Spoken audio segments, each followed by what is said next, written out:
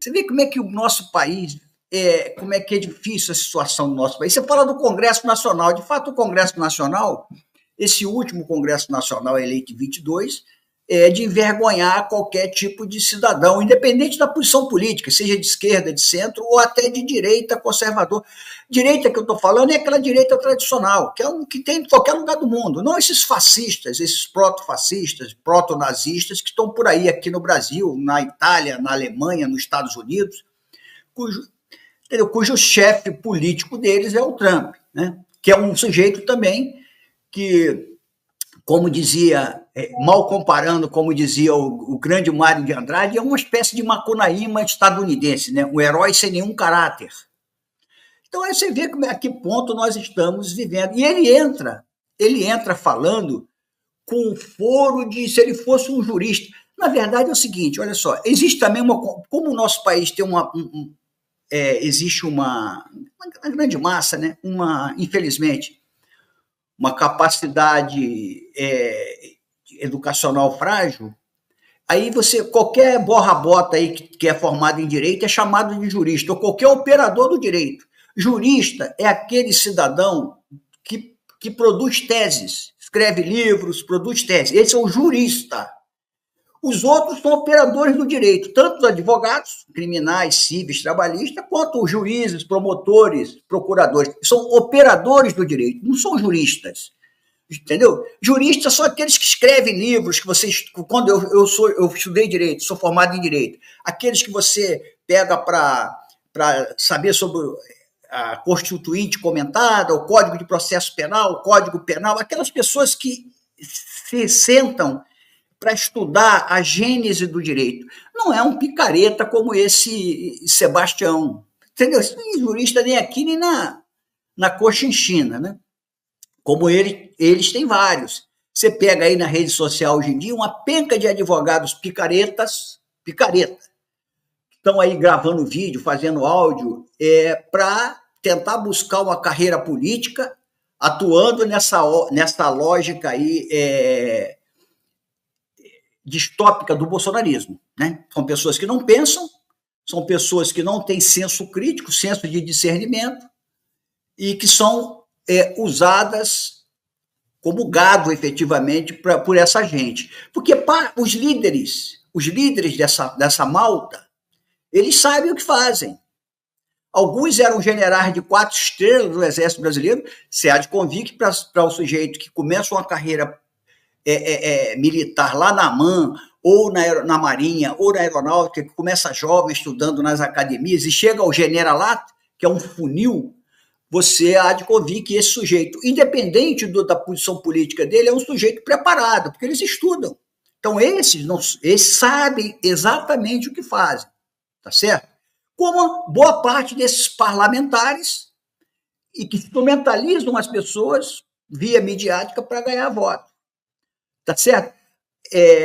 Por exemplo, você olha aquela manifestação de hoje lá deles em Brasília, ali, o que tinha ali efetivo? Claro, tinha na verdade, eram pouquíssima gente, eles falaram em 1.500 pessoas, se você olhar o vídeo aberto, não tem 300. A gente mostrou a imagem aérea no auge da manifestação, são centenas de pessoas.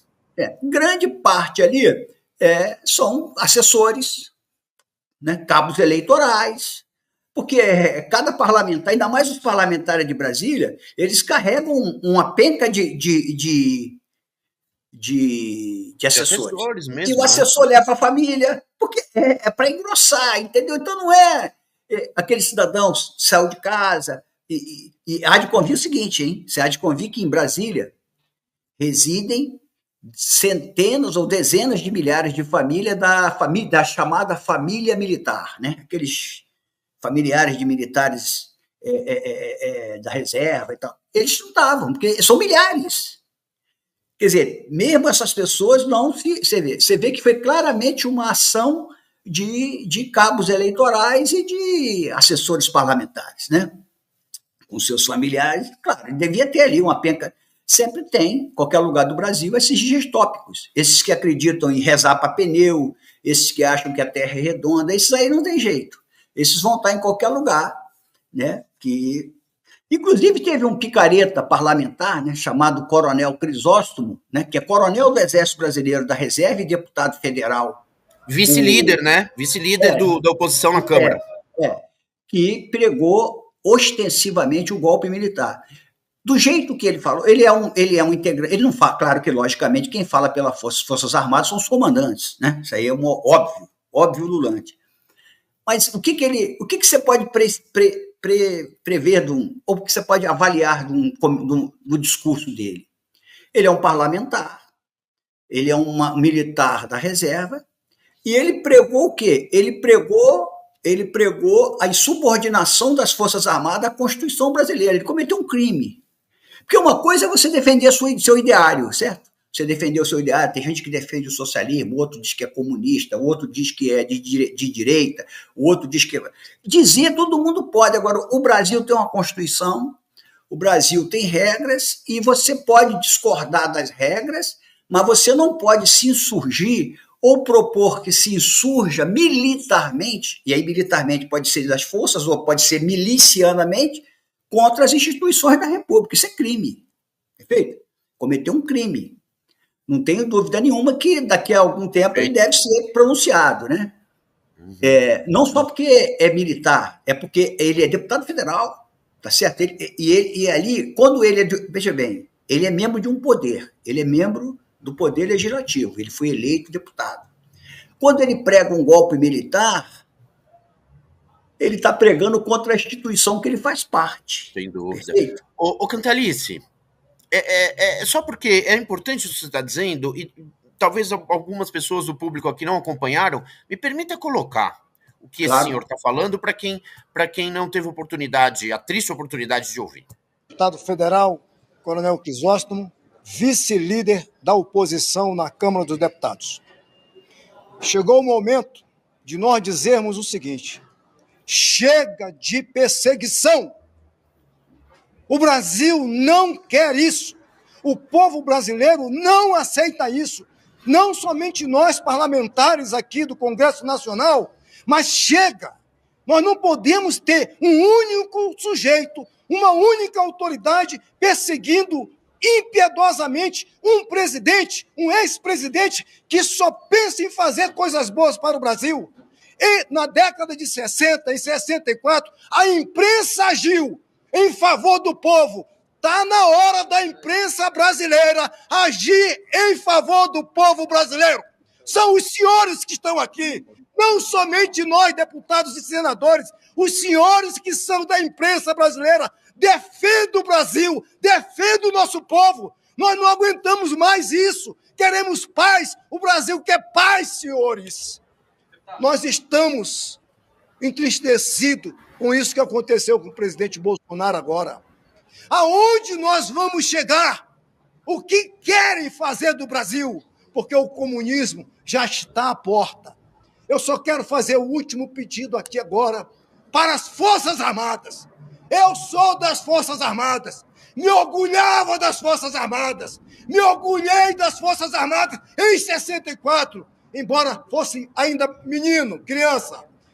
Hoje eu quero dizer o seguinte: Forças Armadas, estejam ao lado do povo brasileiro, estejam ao lado da democracia. Peço desculpas, coloquei um vídeo que estava mal sincado o áudio, mas deu para entender, perfeito, né? É isso aí, né, Cantalice? Pode seguir. O que vale é a clarificação do crime que ele cometeu, né? De propor isso. Veja bem, olha o que ele diz. Ele é um coronel do Exército, ele faz parte da reserva remunerada. Não existe ex-militar. Ex-militar são aqueles que são expulsos, tá certo? Esse é considerado ex-militar. Os que são, ainda mais ele, que é da alta oficialidade, ele é um militar da reserva. Ele, inclusive, deputado ou não, se o Exército quiser, pode puni-lo. Perfeito? Porque ele cometeu um crime insidioso. Quer dizer, ele como é que se fala? Estimulou que as Forças Armadas se rebelassem contra os poderes constituídos da República. Perfeito? E esse apelo que ele faz, se ele faz um apelo para baixo, ele feriu a hierarquia e a disciplina. E se ele fez para cima, ele atacou os comandantes. Quer dizer, então ele cometeu, além de crime militar, crime civil. tá certo? Isso não pode passar em branco, sabe por quê? Porque se você deixa passar em branco um sujeito desse, o cara do povo acha que ele pode fazer tudo. E quando você pune um cara desse, ainda mais um graduado, o cidadão comum diz assim, pô, se o cara foi punido porque fez besteira, se eu fizer, eu também serei. Isso vale para todos, perfeito? É por isso que tem que ter punição para os golpistas, principalmente os graúdos, porque se você pune só a raia miúda que cometeu o crime porque quebrou o patrimônio da União, quebrou o patrimônio do Supremo e da Câmara, e do Senado, você tem que prender os graúdos que estavam por trás disso, porque é o graúdo que dá exemplo à sociedade. Tá certo? Porque se ninguém quer dar impune, é uma espécie de exemplo de cima para baixo. Tá certo? Por isso que quando você cobra de um agente público que ele não. Ninguém pode ser corrupto. Corrupção é crime, perfeito? Isso aí está claro. Mas, por exemplo, quanto mais você pune graduados, os chamados colarinho branco, quanto mais graúdo ele for, mais ser punido, o exemplo para a sociedade é maior. Né? Porque o que mais estimula o cometimento de crime, de qualquer natureza, tá? Pode ser crime político,